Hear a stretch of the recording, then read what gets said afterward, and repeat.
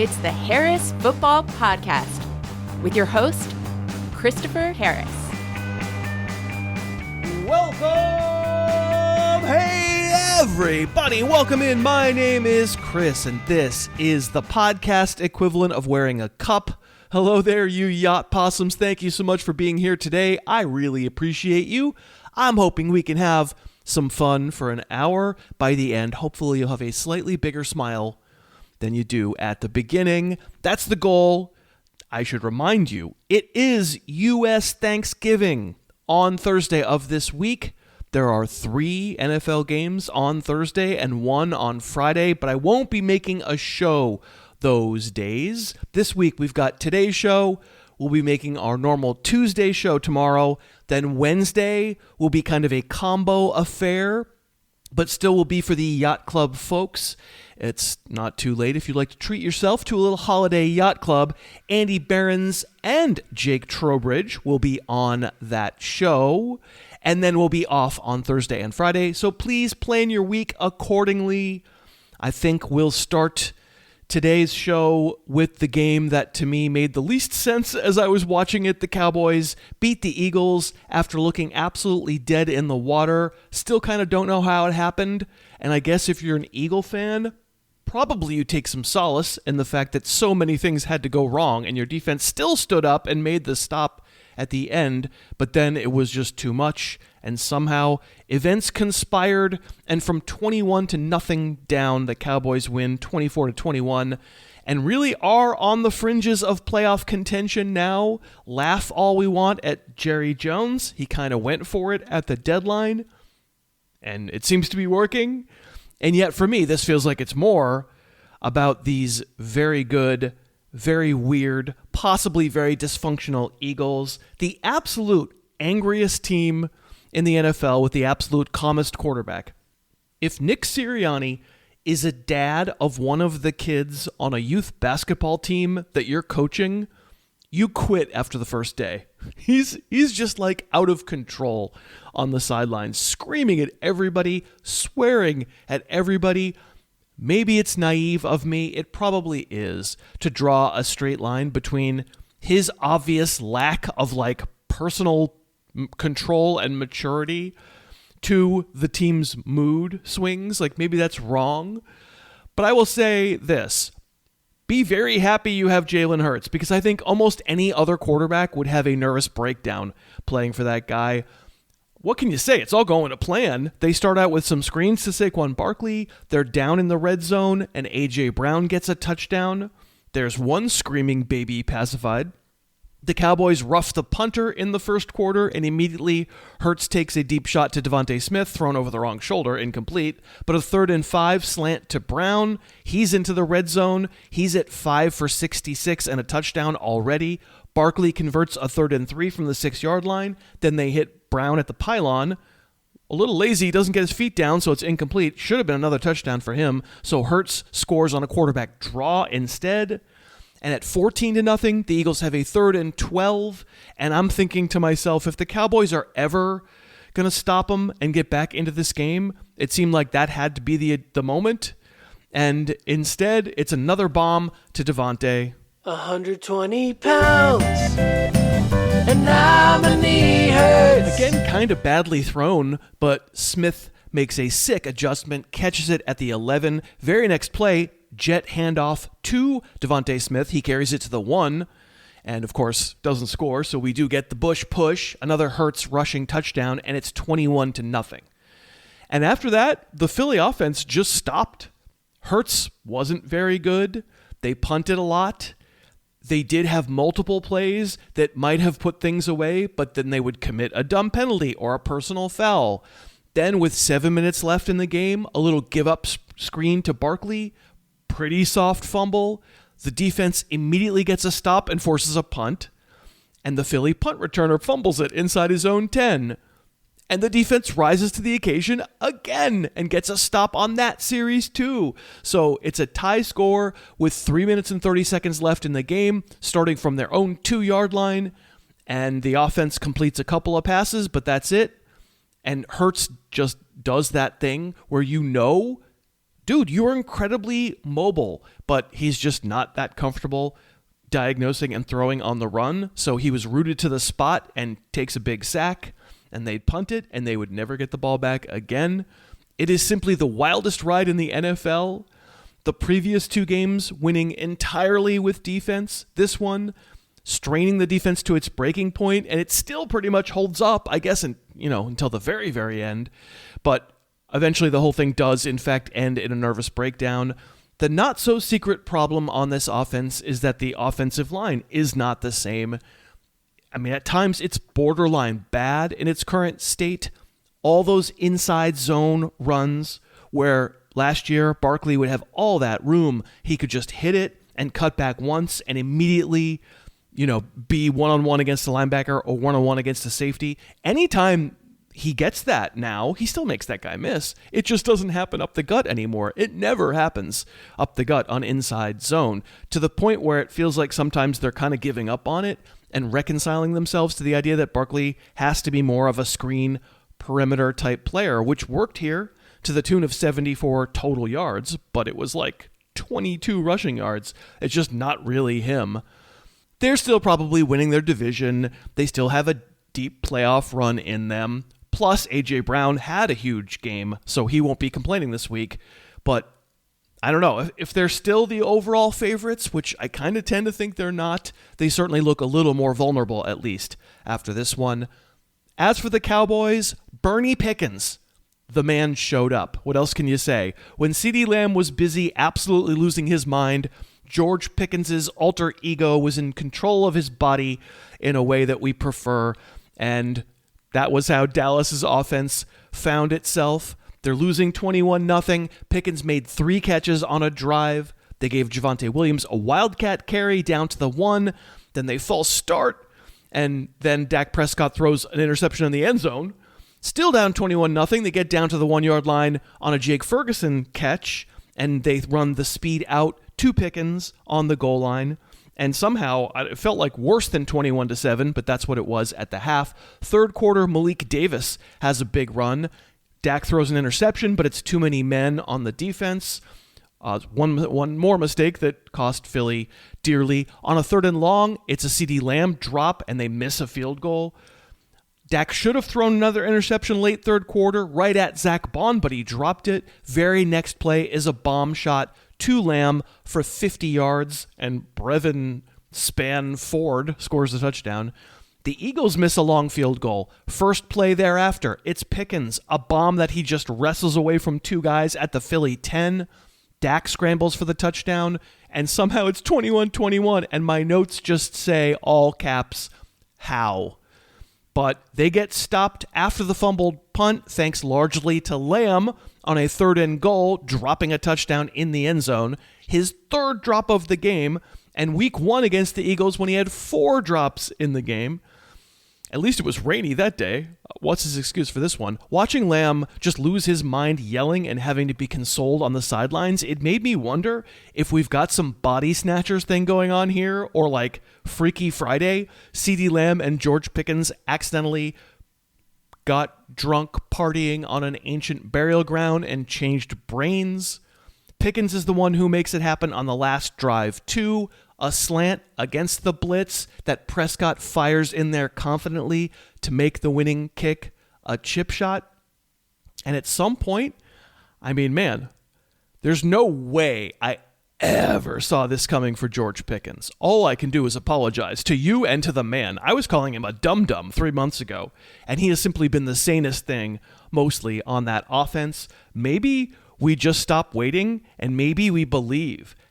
Maybe it's Pickens who's the 1 and Lamb who's the 2.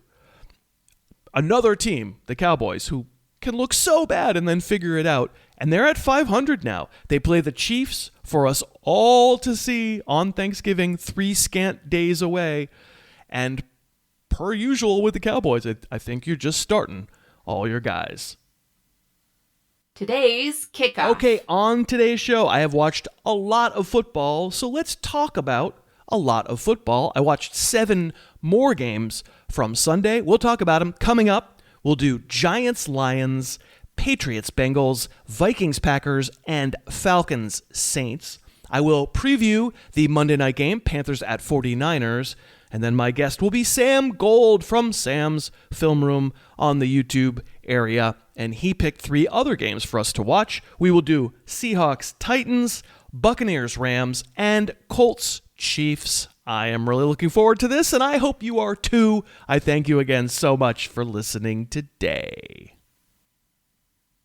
We are brought to you by the Lounge Collection at Viore, the softest clothes you can imagine, hoodies and half zips and long sleeve shirts and joggers. These are Viore clothing that I have and wear almost every day. I'm sitting here right now wearing the Sunday Performance joggers.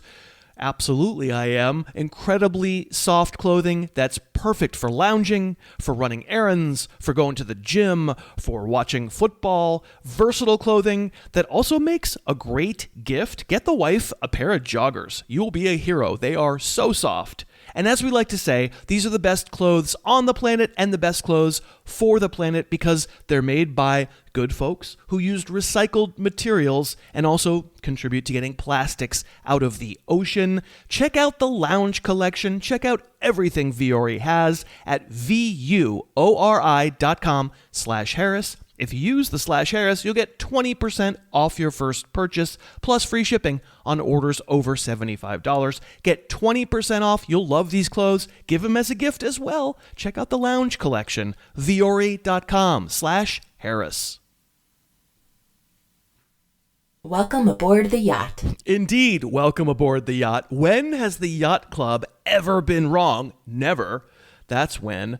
On the Yacht Club Discord over the weekend, I put it to a vote. Pick a game that you want to definitely appear on the Monday show. And the winner of that vote was Giants-Lions. And that was before we knew that the wacky, waving, inflatable, arm-flailing tube man was getting another start. And yes, this was a blast of a game.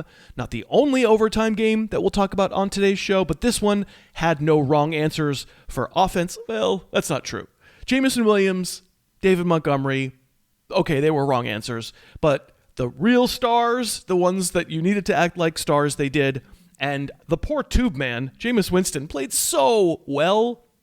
I agree with Jonathan Vilma, who was calling this game. The coach did him dirty at the end. You might say that the coach's call was Kafka-esque. We'll get there. You know, how much of what we saw in this game from the Giants is super applicable going forward? Depends on how bad surf movie bad guy Jackson Dart's concussion is. Was he actually close to playing? Does he need more time? No way of knowing that until they tell us. But man, Winston played awesome throughout this game. There was only one true bad moment, and it didn't even cost the Giants a fourth quarter interception, after which the Lions went 3-and-out. Man, this was like dueling Amon-Ra's. Wan'Dale Robinson looking every bit in this game like Amon-Ra St. Brown early and often. The first drive for New York gets extended by defensive offsides. They throw a screen to Tyrone Tracy, a backwards pass to Winston, a bomb shot to Robinson behind 2 defenders, touchdown. Third Giants drive, Winston just dealing to Robinson. A deep out, a deep over, great throws, great catches where Robinson was hurling his body at the ball to make the catch, and then another deep out where Robinson takes a cheap helmet-to-helmet hit but hangs on. They kick a field goal. They're up 10-0. Second quarter, Tracy was completely uncovered on a blown coverage on a screen, and he goes for 40 yards. That leads to a sick back-of-the-end-zone leaping grab by Isaiah Hodgins to go up 17-7. In the 2-minute drill, the only Jameis was the good Jameis. He really did play so well. Over 200 yards passing in the first half, and they're up 20-17 at the break. Third quarter, Tracy had another long gain on a misdirection screen. That leads to a Philly special. Jameis catching it, breaking a tackle at the 5, and dancing into the end zone, and they're winning 27-17. But it's the Giants. The defense immediately gives up another long Jahmyr Gibbs touchdown run. They're still up 3. The Jameis pick happens, but it doesn't hurt them. Third and long, Winston standing in his own end zone, launches one skyward for Hodgins. They get it. Then 3rd and 17, Jameis is surely going to be sacked on that play. He escapes it somehow. He bombs it deep to Theo Johnson. Wonderful catch. Somehow they're in the red zone, but they're just too scared to kick the field goal to go up 6. So on 4th down, they go. I stand with Vilma. He was right. I was watching it live right along with him. Kick there. Take your chances. It's 4th and long. They don't get it. They're only up 3. And the Lions matriculate it down to the end of regulation. They kick it in there.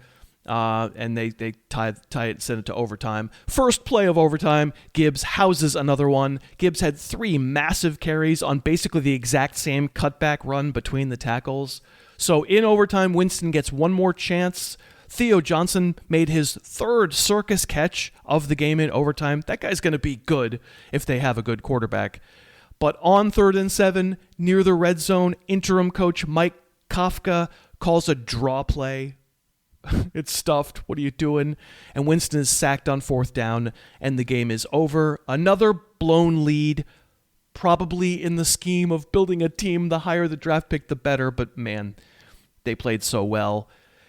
The Lions, I'm sure the alarm bells must be sounding. You're a 2-touchdown favorite at home. Your defense should not be letting Jameis frickin' Winston look like that. We'll all get to watch them together on Thursday against the Packers, who, as I'll describe later, usually don't come out of their offensive shell unless provoked. But when they do, there's a chance for big plays against a Lions D that suddenly, wouldn't you agree, looks pretty vulnerable. Amon-Ra got interfered with in the end zone early on. David Montgomery got stuffed from the 1. Then they go play action, and Goff gets called for intentional grounding. So St. Brown scores on a tunnel screen. He would do big numbers in the second half comeback. Gibbs went absolutely crazy. Goff got pressure from that Giants defensive front that we've been waiting for all year. These past 2 weeks, that Giants defense has started to look like more of a problem pass rush-wise. And next week, they get to pass rush against a, as I'll mention here momentarily, depleted Patriots offensive line. That should be interesting. Goff continues to not be very good against pressure. The Lions punted a lot and trailed this entire game, but they had the best player on the field. That would be Jahmyr Gibbs. Holy moly. Not only did he have the 3 sonic boom runs where, you know, when he turns upfield and like before he hits his top gear, he's already pulling away guys who are running in a straight line, and he's running like the great circle route, and he's already faster than they are. And then he gets top speed and just unreal. Not only all that, but he also had a short pylon touchdown as well. You know, Gibbs has had on-off each of these past, I think, 5 weeks, right? Because there was the Vikings game where they lost, weirdly, to J.J. McCarthy, and then also the Eagles game where he got bottled up. But clearly, I don't think you're getting clever with him. He has detonated otherwise. You know, maybe he's not the greatest at making his own room. And if the offense in general isn't humming and the offensive line isn't doing its job, he can be in a little bit of fantasy trouble because he doesn't create tons for himself. But man, when he does get room, he's certainly among the very, very best in the game. Break out the footy pajamas. Well, I got them right here. I found them in the closet. I got the actual Patriot footy pajamas that I was gifted like many years ago. They're right here. And in New England Patriots circle so far this season, I have found that people have taken to saying everything is coming up Patriots. And it's been true so far. Absolutely. The schedule and lack of injuries and all that stuff. But as we enter the season's 4th month, that feels less true. They won on Sunday. It didn't feel great because, oh boy, did they get banged up on the offensive line. They lost the left tackle, Will Campbell, to a knee injury, and that didn't look good. And they lost the left guard, Jared Wilson, to an ankle. I don't know what that looked like. They were also without the right tackle, Morgan Moses, for a good part of the first half, but he did return. And then the quarterback, Drake May, felt like he left his arm on the bus at the beginning of the game. The Patriots hold on. They certainly do not rack up the big totals that other offenses have done against the Bengals. To start this game, everything with May was just weirdly high, and that included a pick 6 lobbed over Hunter Henry's head directly to a deep safety. May would actually wind up setting a career high with 294 passing yards in a single game. He had a couple of good throws mixed in, but the Patriots were also a disaster near the goal line. I'll get to the specifics of that in just a second. What worked in this game, the reason the stats got padded, finally by the second half, New England realized Cincinnati was not covering the tight ends. They were just not covering them, leaving them by themselves.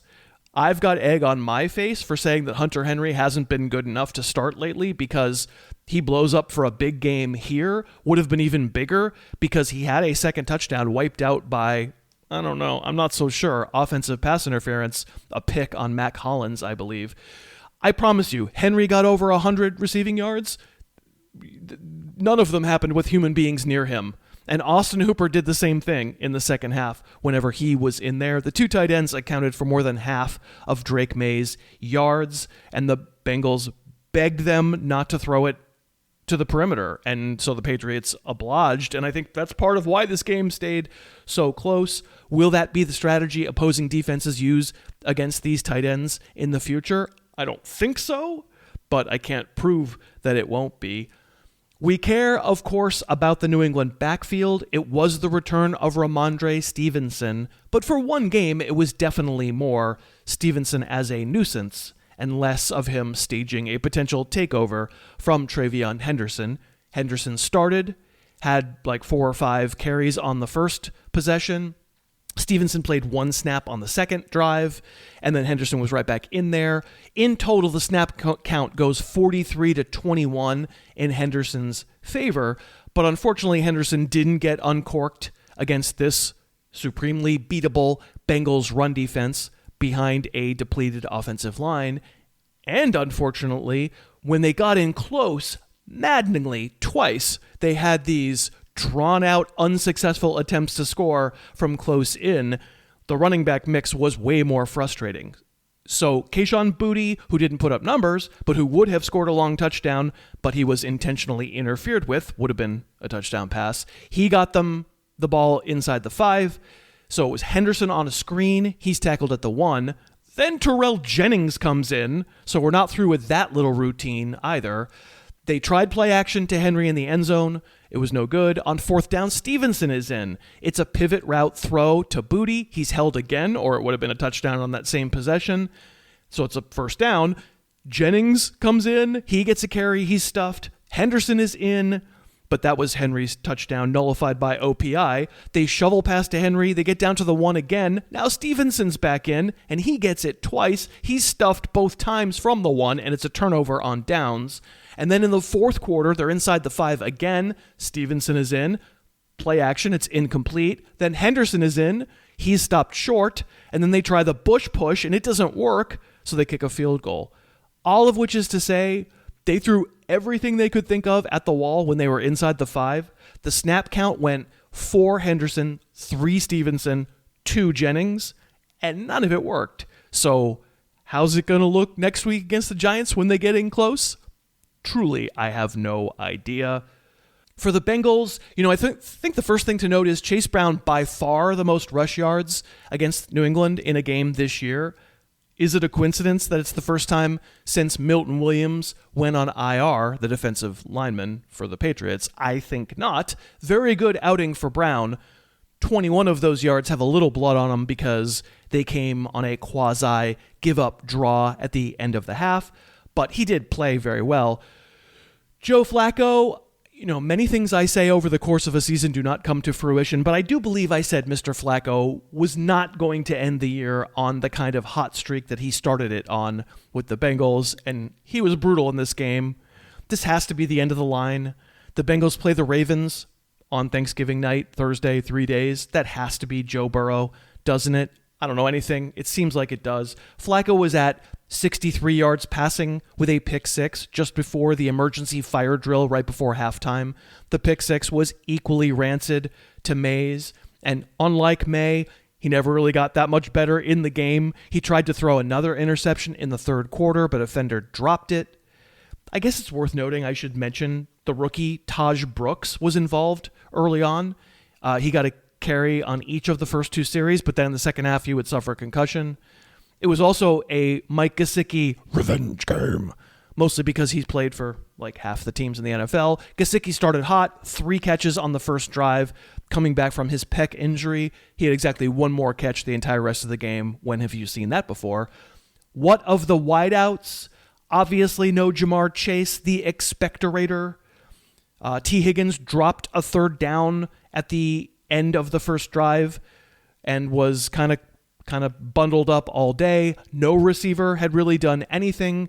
The Bengals were down 7 with 13 minutes left in the game, had a 4th and 1 right around midfield and punted, which is going to rank really high on the coward index this week. Then with 5 minutes left in the game, the defense for Cincinnati had once again stood tough. Flacco had it back. He banged his hand on a helmet and had to come out for 1 play. Andre Josivas made a catch on that play, but suffered a stinger. Flacco came back in, took a deep shot to Higgins. It was called pass interference, and Higgins banged his head on the ground and was out with a concussion. So it was Mitchell Tinsley who scored the touchdown. They get another stop, so it's only 6 points. Josivas returned and made 1 more catch, but from the Patriots 26 with no more timeouts, the Bengals could move it no further. And that was the end of that game. Thursday night, I have to assume no T. Higgins because of the concussion, but I do assume we will get Burrow and Chase. We are sponsored by Leesa, the mattress I sleep on. The mattress I watched several of these games on yesterday, and there is no better time if you're thinking about getting a new mattress. It's their Black Friday, Cyber Monday sale. This is it. 30% off all mattresses at Leesa.com. If you've been waking up stiff and sore and you aren't able to figure out why, it might be that your mattress is getting old. And if it's time, I gotta tell you, well, they've grown so much since they first started sponsoring 10 years ago, but they're still a great company. They still donate thousands of beds to shelters. They're still all made in the USA. They do have different mattress feels now on the website that you can choose from. And they will still give you 100 nights to sleep on your new bed to make sure it's perfect for you. And if it's not, they will refund you and they will come pick it up, no questions asked. So if you've been putting it off, check them out. Leesa.com to get 30% off during their Black Friday Cyber Monday sale. Plus, if you check out using the code Harris, you'll get another $50 off on top of that. 30% off at Leesa.com and get $50 more off using that code Harris. He put on 10 pounds of muscle. I'm sure that when we get to next summer, that's what they'll be saying about J.J. McCarthy in Vikings Packers. Well, 9 didn't play so great. 9 left a lot of plays on the field. 9 maybe needs to ride pine. I am referring, of course, to J.J. McCarthy. He got his center, Ryan Kelly, back from injury. It surely didn't matter very much. I guess the first Vikings drive was good. A couple of Aaron Jones runs, a middle dig to Justin Jefferson for 18 yards. They kick a field goal. Early second quarter, also a good drive. Jordan Mason broke one for 20. Jones had another good carry. But then they're in the red zone. They line up for a TJ Hawkinson bush push. It gets stuffed. They go on 4th down, hand it to Jordan Mason. He gets stuffed, so they turn it over on downs. Basically, though, the entire rest of the game, let the piling on continue. McCarthyism isn't working in this country. The play calling in the first half was the run heaviest of Kevin O'Connell's entire tenure in Minnesota. And, Green Bay was playing ultra conservative on offense, and so the scoreboard never really got totally out of control. But at some point in the second half, the Vikings had to start throwing. They had to try, and McCarthy was just terrible. Much of the way through the fourth quarter, Minnesota had minus 22 yards from scrimmage in the second half. The first fourth quarter interception wasn't actually McCarthy's fault. The ball was hit as he was throwing. But the second, my goodness, just like the Drake May interception, high throw over the middle and rancid. 87 total yards passing in a game where he's trailing by multiple scores for a lot of it. In a big spot, trying to save a season, McCarthy was just incapable of reading a defense and making good throws. the very reasonable questions that many of you gave me during the Sunday morning live stream. Like, are you really telling me I got to keep using Justin Jefferson? I mean, I am, because eventually, usually, the great players get fed enough. Although last week broke me for Jordan Addison, not really interested in using him outside an emergency. He's not the main guy. The question you ask yourself is, like, how low can you actually go ranking Justin Jefferson? Can you get him outside the top 12? Of course, yes. Outside the top 24? There are no buys next week, so maybe. But outside the top 36, I just think you can't. Obviously not. And it stinks. But at least compared to the slappies that you would be considering among your wide receiver 3 possibilities, that Jefferson's raw ability does give him insane upside that he has obviously not tickled of late. The Packers, I think we probably knew this, but watching this game really convinced me that there are like 2 major culprits this season when it comes to, they're a good team, they're a playoff team, but they nevertheless are thrilled to run and punt as long as you allow them to do it. I've been saying it about the Broncos. I think it's also true of the Packers. And poor Greg Olsen, because it just torments him. He spent this entire game saying, yeah, I get it. You're trying to make J.J. McCarthy beat you, but if you just put the pedal down now, you don't have to worry about a fluke ending where you get beat. And that's the same thing Greg Olsen was saying about the Panther game a few weeks ago, and they lost that one. And apparently Matt LaFleur does not care what Greg Olsen thinks. Even when he doesn't have Josh Jacobs, he is very comfortable just running and being really conservative and punting and playing defense. So Emmanuel Wilson played 36 snaps compared to 29 snaps for Chris Brooks, but Brooks did rack up 6 of those snaps running out the clock. And before the Basura time at the end, where they're just getting to the end of the game, the touch count was 30-6. So we can certainly be relieved we picked the right guy. Wilson is the Jacobs handcuff. He did a fair Jacobs impression. A good power back that you can lean on with a huge workload in a game where you're just trying to dominate the clock and not really run up the score. Wilson gets 2 goal line touchdowns. He doesn't have the same agility Jacobs does, but he's a good player. I think we'll see Jacobs back on Thanksgiving against the Lions, although not a sure thing. And if we don't, we'll all be using Emmanuel Wilson again. And then the pass game, it's 21 attempts. It's 14 completions. Duckhands Dontavian Wicks, of all people, had the only real significant catch of the game on the first drive, carrying it down to the 1. Romeo Doubs was really quiet, caught 1 play action after 9 consecutive running back touches in the second quarter. This was 10-6 at the half, and both teams kind of content to play it like they had a bus to catch. The Vikings defense, like they did last week against the Ravens, they hung in there. They forced field goals where you thought the dam was about to burst, and the Packers offense, as a passing offense, just never pushed the envelope. Christian Watson had a few short grabs in the second half that kept the sticks moving. Like Bo Nix, this feels like a team that does not fully trust its quarterback and will certainly play it as close to the vest as the scoreboard allows. And I watched it so you don't have to. I kind of wanted to see it. Falcons Saints. Wanted to see if Kirk Cousins is really as absolutely done as all the folks said. No Michael Penix for the rest of the season. No Drake London for at least this game. And the Falcons are probably a little lucky to get this win, but it's something that Raheem Morris probably needed in a campaign to hold on to his job. Some luck here. Some Saints malfeasance in the second half. But good for this guy. You like that? You like that? I kind of did. Didn't seem like it would be a Falcons win early on. The first 3 Atlanta series were kind of disastrous. A Kyle Pitts drop ended the first one. The third one, Darnell Mooney makes a good catch off of the turf on the sidelines, and it's 3rd and 1, and Atlanta false starts twice in a row. And on 3rd and 11, Cousins gets strip sacked, but the Falcons recover. Then a perfect throw on a corner route to Pitts, and, drumroll please, he drops it. Things got better after that. There was a screen pass I think it's going to count as a run for Bijan Robinson that he carried all the way down inside the 10. Then the touchdown is a slant to David Sills the fifth. He got that. He's the fifth. I will not accept David Sills. Has to be DS5. It's what he wants to be called.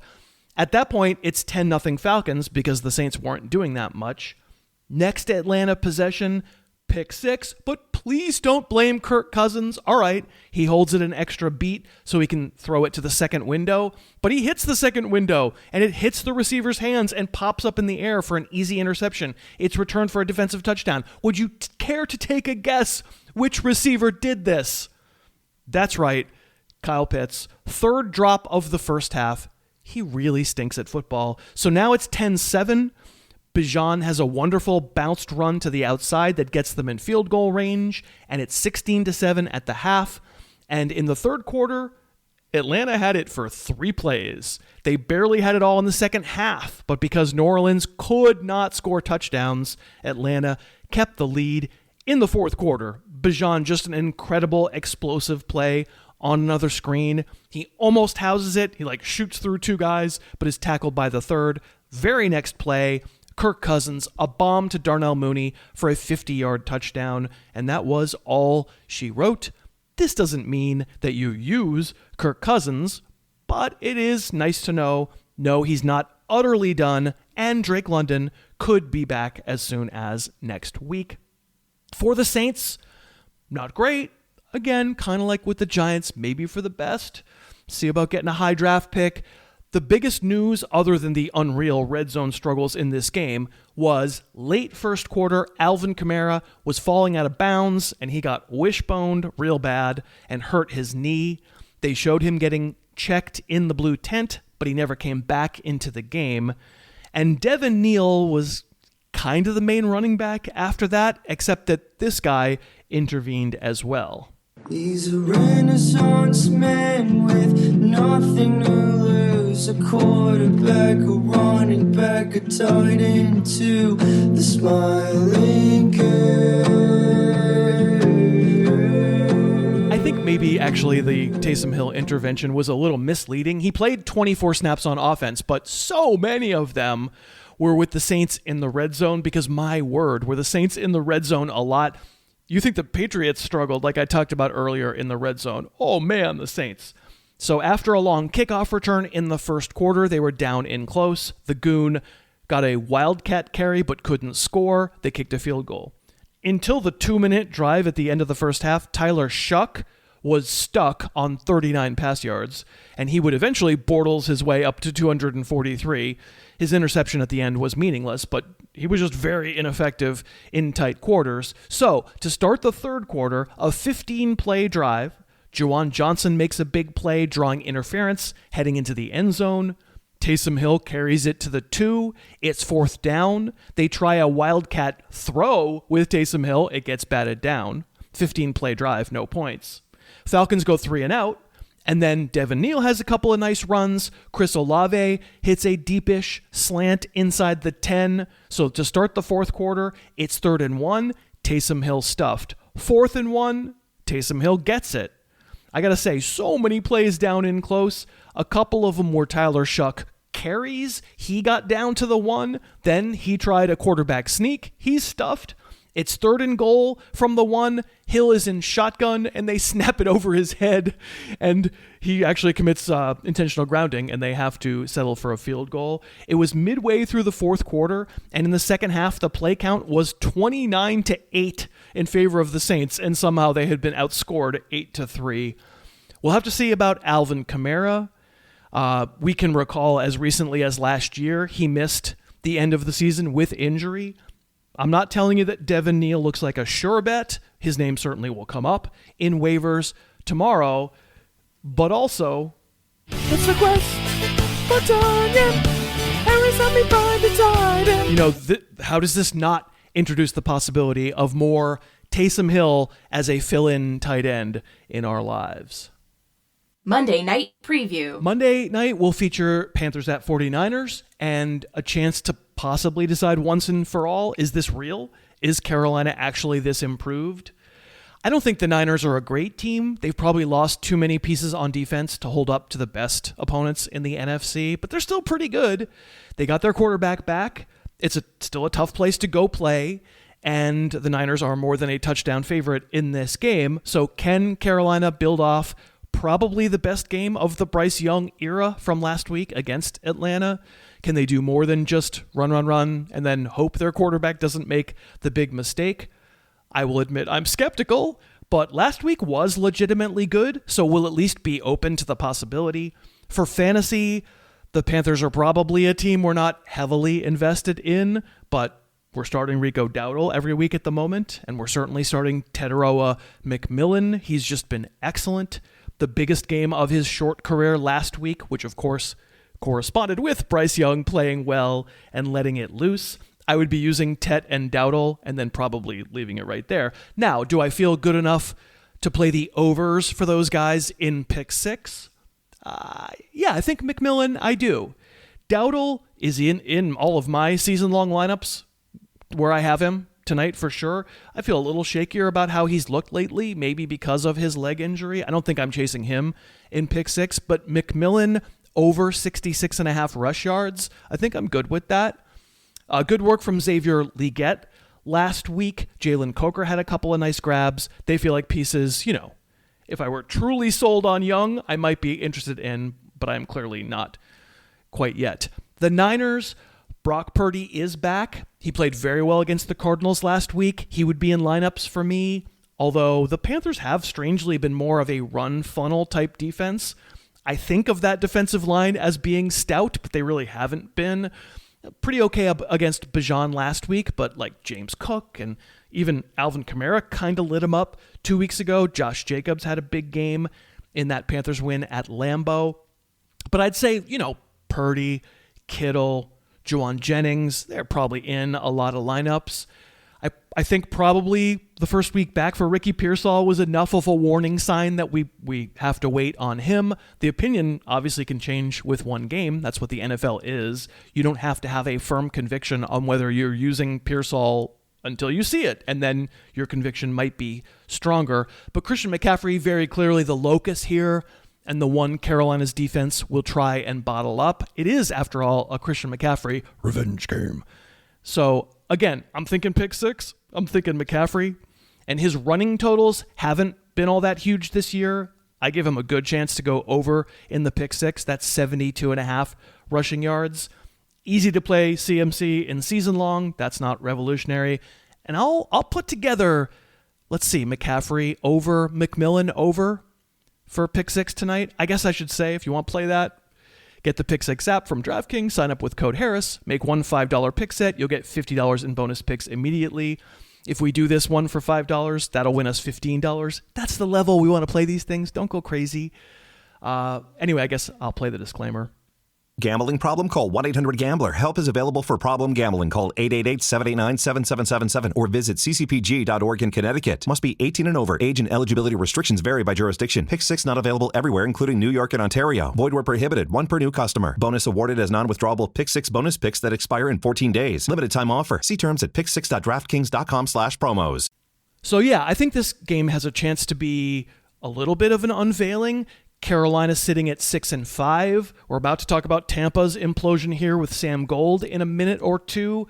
I think for fantasy, we're mostly looking for the Panthers to prove that they can look functional and support their top weapons in a national TV window with some spotlight on them. But of course, in the larger context of the NFL, if they can somehow win this game, they'll actually take a half-game lead in the NFC South.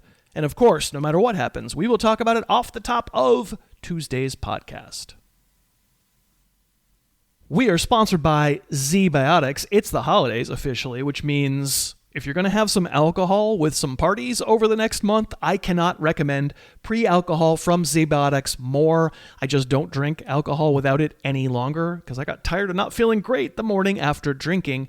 Pre-alcohol is the world's first genetically engineered probiotic, and it tackles rough mornings after drinking. When we drink, alcohol gets converted in the gut to a toxic byproduct. It's this byproduct, not dehydration, that's to blame for a bad morning after. Make pre-alcohol your first drink of the night. Enjoy responsibly. It will attack this byproduct before it can get downstream in your body. Enjoy alcohol responsibly. Drink pre-alcohol beforehand. It's pretty crazy. I think I mentioned I did a guitar Zoom with friends a couple of weeks ago. I had some old fashions, but I had a Z-Biotics before that, and I felt so much better than I should have in the morning. It just works for me. I can get you 15% off so you can give it a try, and if it doesn't work for you, they will refund you. No questions asked. Go to zbiotics.com/Harris to get 15% off your first purchase. That's zbiotics.com/Harris. Today's guest. And today's guest, it is Sam Gold, our buddy from Sam's Film Room on the YouTube area. You can find him at YouTube. You can find him on social media. Just look up Sam Gold, and he's here on this bright and early Monday morning to help me with a few games. Hi, Sam. Hey, Chris. How's it going? It's going good, and for the second straight week, a guest has randomly picked the Tennessee Titans to talk about on my show on a Monday, which is... That's something. But you know what? It lets us spend some time on the other games because we are not going to spend that much time. You shouldn't be spending too much of your fantasy capital at this point starting any Tennessee Titans. Really good, like the 10-minute drive to start the game. You're kind of a Seahawks fan. If you were watching that one, did you feel like, oh, maybe they're onto something here? Yeah, I honestly felt like this game could be competitive, and then it 100% was not.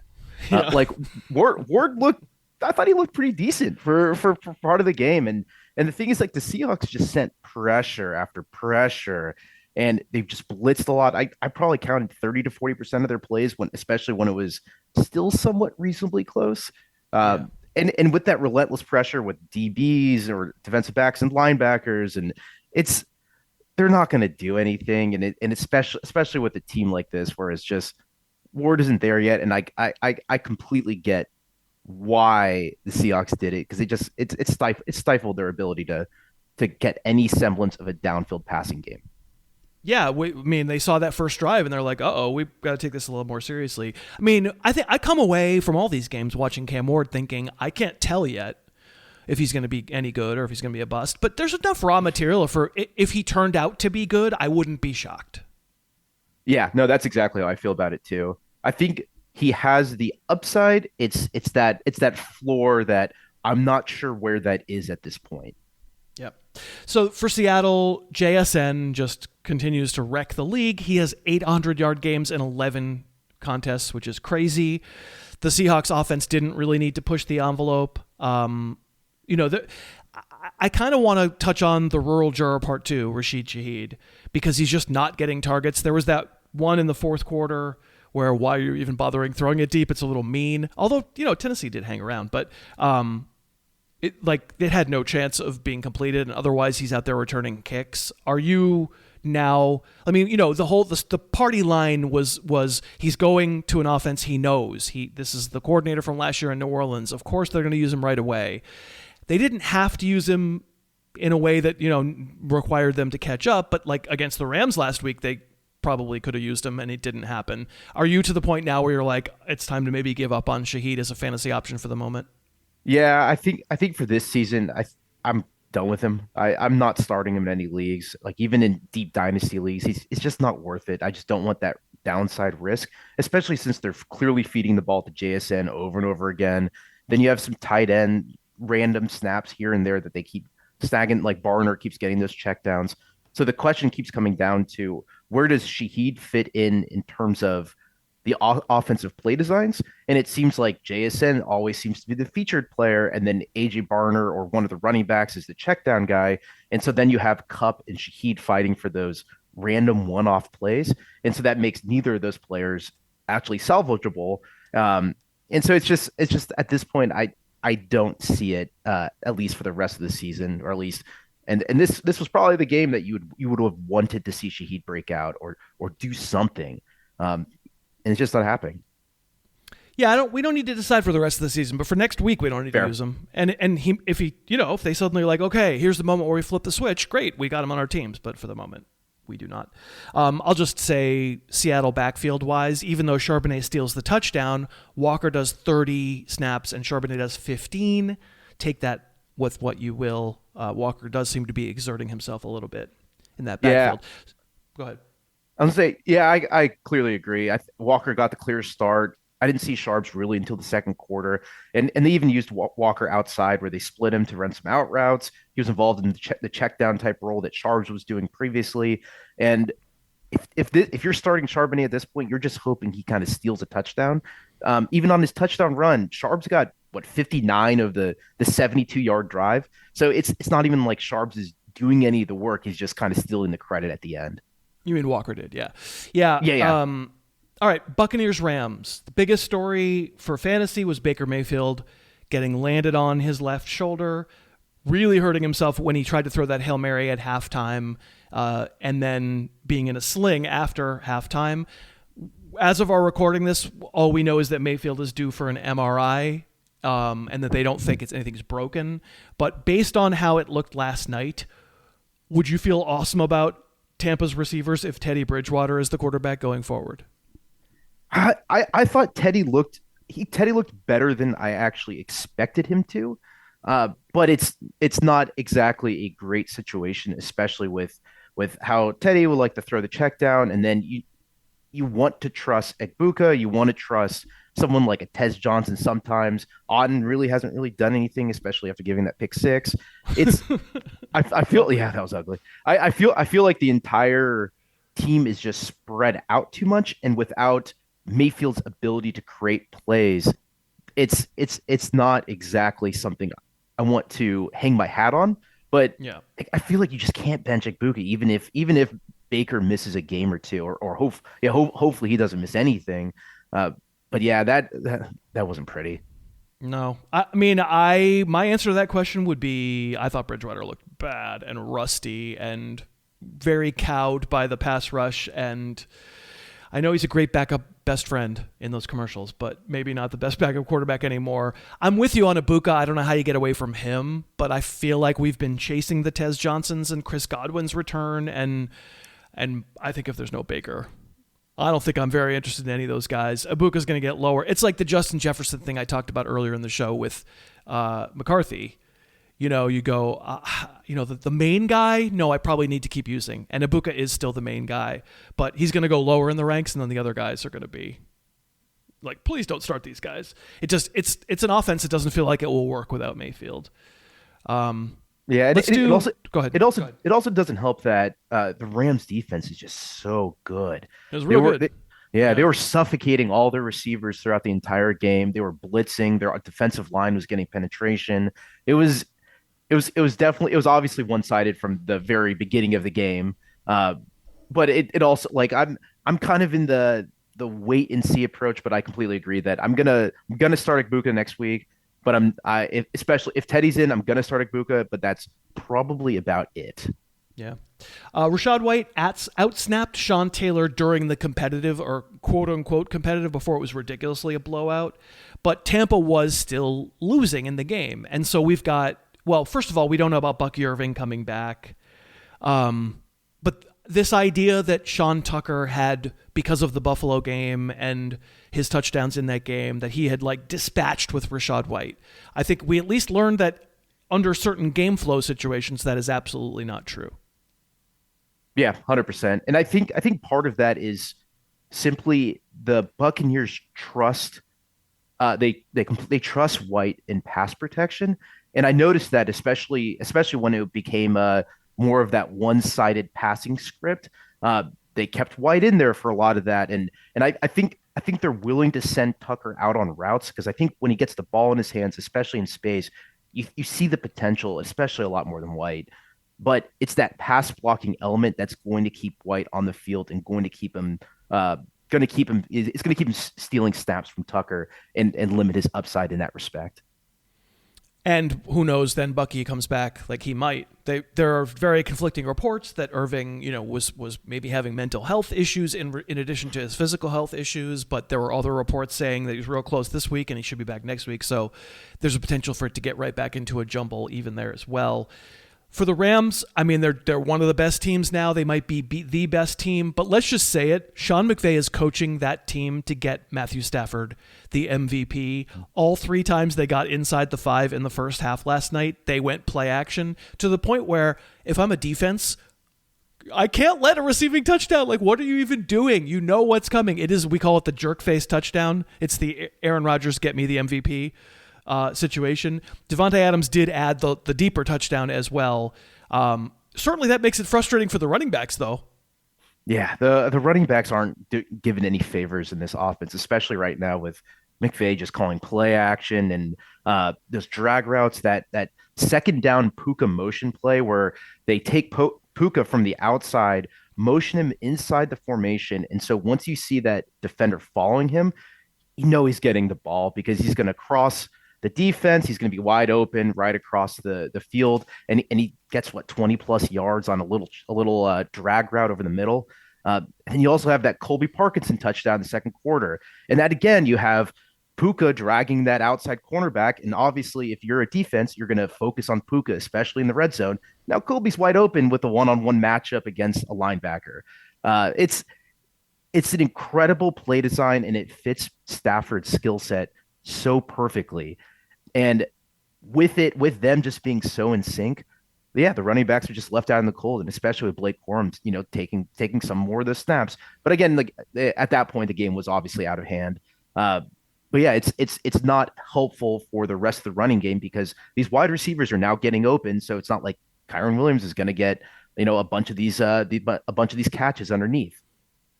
No, he's not going to get catches, and he's made a living fantasy-wise with 1-yard touchdowns these past couple of years, and suddenly he's done some of them this year, clearly, he has.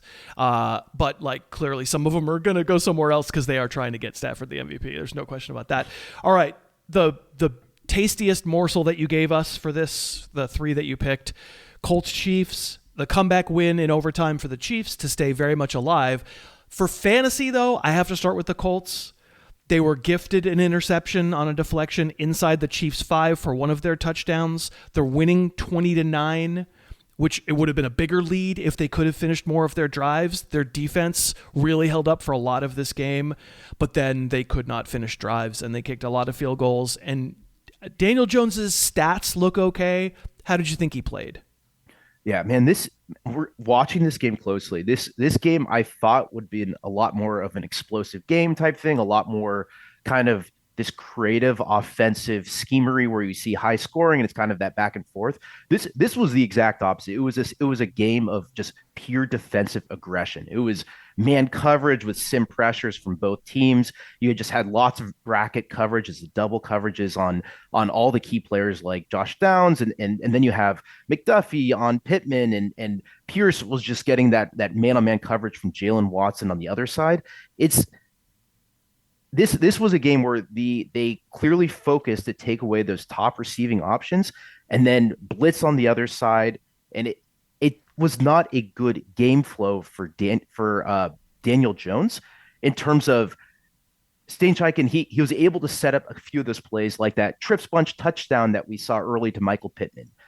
But the problem that happened with this scheme in this offense is that it's usually used to it's based on creating that opening early on that Daniel Jones can then release it. He has one of the highest, first read throw rates of the entire NFL. And that's because of their ability to kind of scheme open these plays and the coaching. And Daniel Jones is really good at that. But once you take that away, it's Daniel Jones now has to progress. And it kind of takes his kind of that's like his top tier ability. It takes his ability to get rid of those quick throws. I didn't think Daniel Jones looked bad per se. It's just when Ashton Doolin is your top receiving leader of the day, it means that nobody had a good day, and it means that the defense is basically everything. Yeah, that's right. Daniel Jones didn't turn over, and that's been the big problem with him. And the fact that he didn't turn over is good. He couldn't finish these drives, and I think this is what's happened to him the past 3 games with the Colts. That defenses are starting to be like, all right, we need to play more man, and we need to make your first read harder and make you process, because I think he has kind of a long history of not being a great processor. Would you agree with that? Yeah, I would agree with that. And it's also his pocket presence and this is dating back to his days at Duke, and this is something I noted when I scouted him like years ago, is that his awareness of what's happening in the pocket is it's I don't think he really sees, like he doesn't have that perception feel inside the pocket. So if you can get him to hold on to the ball just a little bit longer, you have a much bigger ability to create those fumbles, create those sacks, and have him run into his own pressures simply because he just, in my opinion, he doesn't have the greatest awareness in there. So if defenses can then extra focus on taking away that first read, it opens up your defense to much larger turnovers and takeaways and stifling this entire offense. So you mentioned both Pittman and Pierce. Pittman does score the touchdown after the Mahomes interception inside the 5. Alec Pierce is the only one who makes it, other than Ashton Doolin, as you mentioned. Alec Pierce is the only one. He has that deep over route later in the game. How do we feel about the environment for these two guys? Because I'm like, yeah, Pierce has looked more like the one to me, and Pittman's been more of a secondary kind of guy. It's tough to know in this kind of game. It's tough to know. I mean, Pittman does 5 for 27. Pierce does 1 for 26. Like, you know what? I guess Pittman again. I don't know. I feel like, it was just a mess. Yeah, and especially when, Trent McDuffie played out of his mind in this game too. It was Pierce had that slant route target in the end zone where Trent McDuffie's coverage was amazing, and the ball was on the high side, to be fair. But when your only real passing concept design play to Pierce is that out route off play action, or where you're basically running like a deep over for a sail concept, and that's your lone reception, he just could not break away from that man coverage. And I mean, none of these guys could.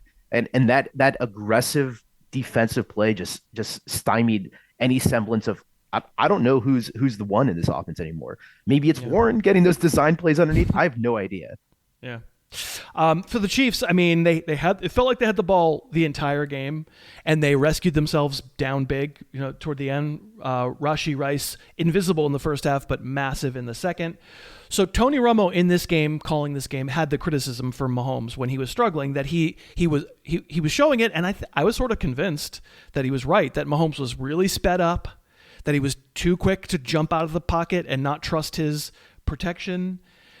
It felt like he had a point until he didn't, but the plan that Kansas City seemed to want to have the entire game until they couldn't anymore was run. Hence, you get like 30 carries for Kareem Hunt, and he goes over 100 yards, but like none of it looks great.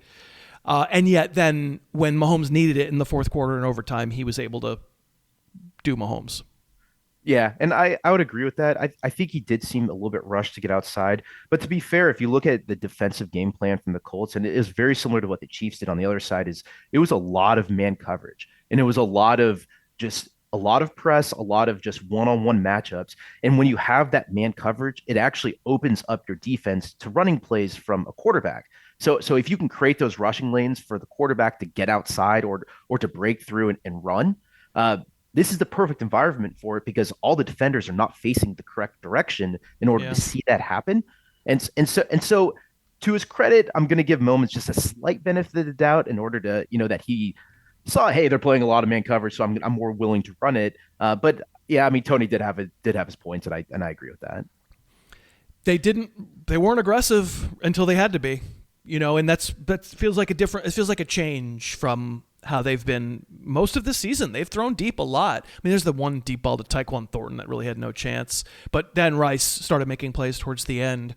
I feel like if you were tuned into this game live and you had Mahomes and Kelsey and Rice in the passing game, you were stressed the whole time. Please do something more than just Kareem Hunt 2-yard runs. Please, please, please.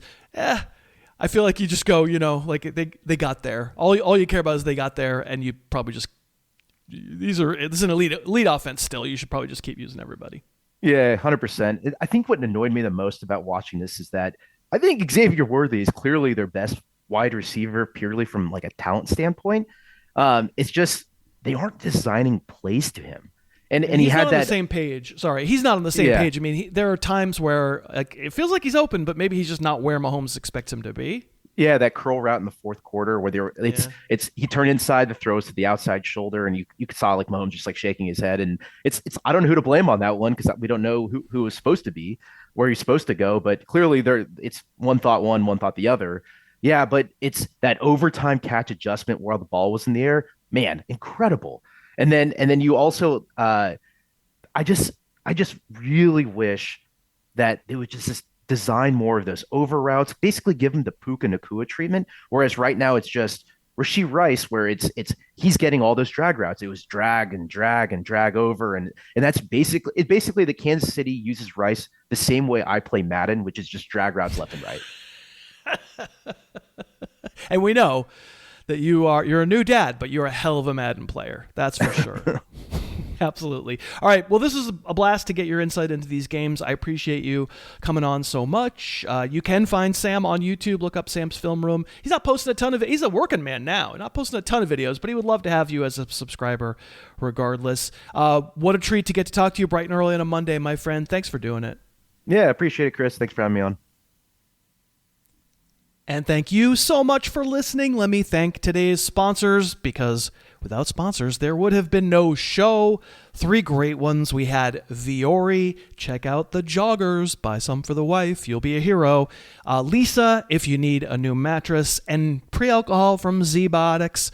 For this holiday season, get you some. It really works for me. You can find out the details for all of today's sponsors in today's show notes, and all the current sponsors are listed at harrisfootball.com. That will do it. I got to go watch, 5 more games, I think, from week 12. I will do that this morning and afternoon and evening, and then I will talk about them on Tuesday's podcast. We'll also do a waiver segment with Scott Fish for week 13. That will be fun. Let's keep those fantasy teams winning. Until then, thanks again so much for listening. Your hat is awesome. You're awesome for wearing it. I will talk to you tomorrow. The Harris Football Podcast's opening theme is Under the Gun by Apex Manor. The closing theme is Say Yes by The Wellspring. Subscribe to the podcast on iTunes and never miss an episode.